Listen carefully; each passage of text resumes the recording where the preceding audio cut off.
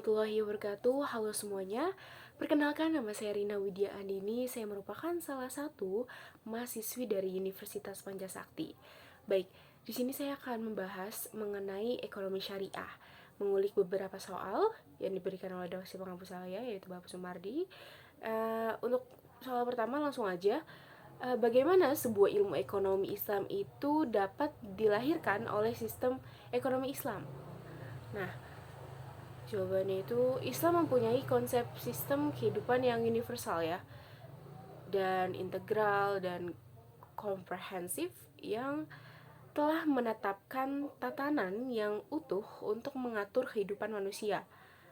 Nah, sebagai of life, Islam menata segala aspek kehidupan nih, mulai dari hal yang sederhana hingga urusan yang paling rumit sekalipun gitu.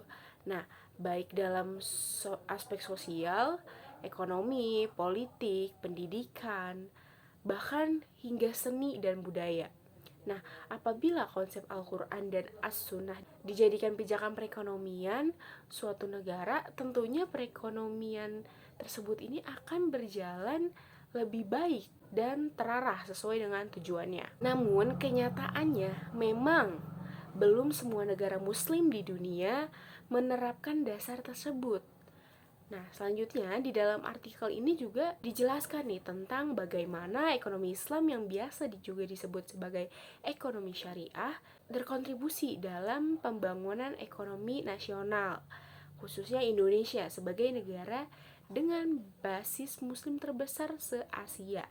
Kemudian konsep pembangunan ekonomi dalam Islam adalah konsep pembangunan ekonomi berdasarkan prinsip-prinsip syariah yang bersumber dari Al-Quran dan As-Sunnah, dengan kesadaran bahwa keberhasilan pembangunan harus disertai penerapan tentang konsep-konsep pembangunan klasik dan modern. Nah, serta belajar nih dari pengalaman negara-negara yang telah berhasil dalam melakukan usaha pembangunan. Nah, konsep ekonomi Islam ini mengacu pada prinsip syariah yang menjadi pedoman masyarakat muslim.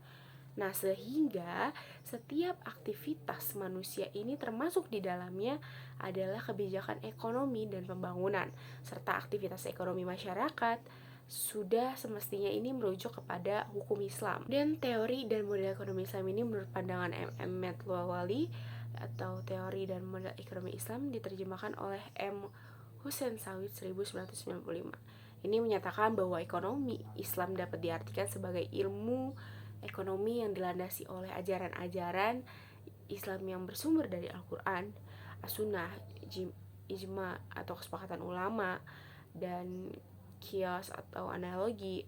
Al-Quran dan As-Sunnah ini merupakan sumber utama, sedangkan ijma dan kias merupakan pelengkap untuk memahami Al-Quran dan As-Sunnah. Nah, Islam ini merumuskan suatu sistem ekonomi yang berbeda dari sistem-sistem lainnya. Hal ini karena ekonomi Islam ini memiliki akar dari syariah yang menjadi sumber dan panduan bagi setiap muslim dalam melaksanakan aktivitasnya. Nah, Islam mempunyai tujuan-tujuan syariah atau maqasid asy-syariah serta petunjuk operasional atau strategi ya untuk mencapai tujuan tersebut. Nah, tujuan-tujuan itu tersendiri selain mengacu kepada kepentingan manusia untuk mencapai kesejahteraan dan kehidupan yang lebih baik, juga memiliki nilai yang sangat penting nih bagi persaudaraan dan keadilan sosial ekonomi, serta menuntut tingkat keputusan yang seimbang antara kepuasan materi dan rohani. Ini dari tim pengembangan perbandingan syariah Institut Bankir Indonesia, halaman 10-11. Nah, lanjut kita masuk ke soal kedua, yaitu jelaskan latar belakang kemunculan dan lahirnya sistem ekonomi kapitalismenya. Nah, kapitalisme ini sudah ada di dunia ini jauh lebih dulu sebelum adanya buku Adam Smith. Paham ini lahir pada tahun 1648 dan mulai dikenal dengan adanya perjanjian Westphalia sebagai tanda berakhirnya 30 tahun perang yang dilakukan oleh Katolik dan Protestan di Eropa. Nah, di dalam perjanjian tersebut ini dituliskan nih bahwa negara yang sudah merdeka tergolong ke dalam negara yang otoritas politiknya ini sudah diatur oleh pihak gereja. Nah, kemudian sejak saat itu wilayah kekuasaan paus hanya terjadi di ruang lingkup gereja saja. Lalu pemikiran tersebut ini dipengaruhi nih oleh rasionalisme yang kemudian menguatkan paham kapitalisme begitu. Nah, setelah itu masyarakat ini percaya bahwa nasib seorang harus ditentukan oleh masing-masing individu tersebut. Nah, sehingga mereka merasa bahwa individu ini berhak nih mendapatkan kebebasan hak milik. Nah, dari situlah mulai muncul sistem ekonomi kapitalisme yang berkembang hingga saat ini. Nah, selanjutnya kita masuk soal nomor 3, bagaimana sih mekanisme pasar bebas ini mampu untuk memberi kemakmuran ekonomi bagi seluruh rakyatnya? Oke, seluruh kegiatan ekonomi mulai dari produksi, distribusi, dan konsumsi diserahkan sepenuhnya kepada mekanisme pasar tanpa campur tangan pemerintah atau pihak lain. Maka dari itu, pasar bebas adalah memberikan kebebasan kepada masyarakat dalam melakukan aktivitas ekonomi, baik ekspor maupun impor, serta memberikan transparansi informasi berkaitan kuantitas permintaan dan harga barang. Dengan demikian akan tercipta stabilitas ekonomi. Nah, selain itu fungsi pasar bebas adalah memberikan pendapatan yang lebih tinggi kepada para pengusaha serta memberi peluang memajukan keahlian maupun metode produksi agar makin efisien. Baik, masuk ke soal nomor 4. Jika semua problem ekonomi mulai dari problem produksi, konsumsi maupun distribusi telah dapat diselesaikan oleh mekanisme pasar bebas, apakah manusia masih perlu untuk melirik pada sistem ekonomi yang lain? Oke, jawabannya itu perlu. Nah, meskipun mekanisme pasar bebas ini memiliki potensi untuk menyelesaikan banyak masalah ekonomi, ada beberapa alasan mengapa manusia ini perlu nih mempertimbangkan sistem ekonomi lain gitu. Yaitu adalah kesenjangan sosial. Nah, mekanisme pasar bebas ini mungkin efektif dalam mencapai efisien ekonomi, tetapi tidak selalu mengatasi kesenjangan sosial gitu. Nah, pada beberapa kasus ketidaksetaraan pendapatan dan kesenjangan sosial dapat terjadi sebagai akibat dari mekanisme pasar bebas.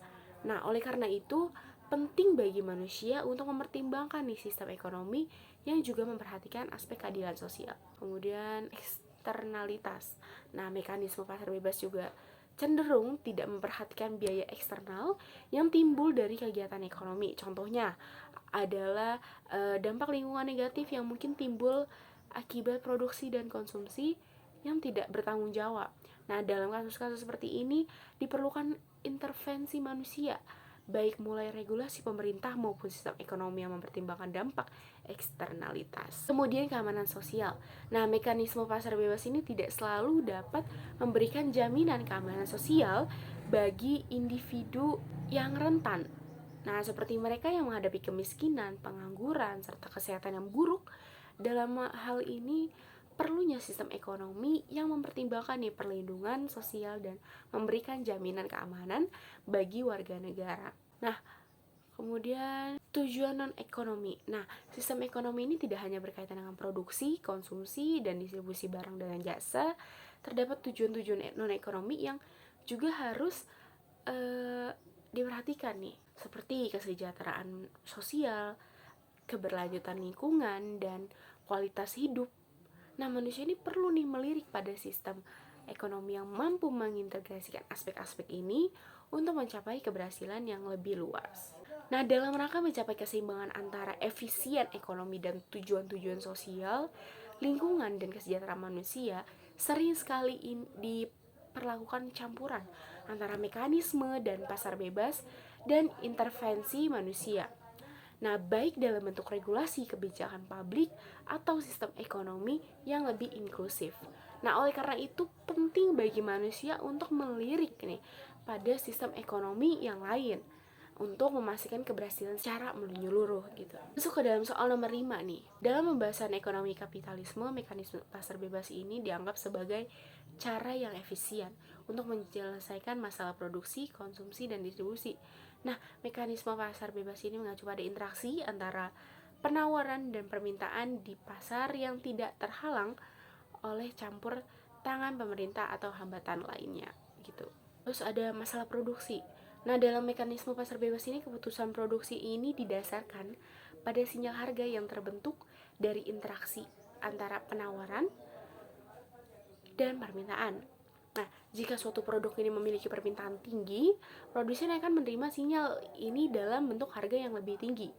Sebaliknya, jika permintaannya rendah, harga akan cenderung lebih rendah.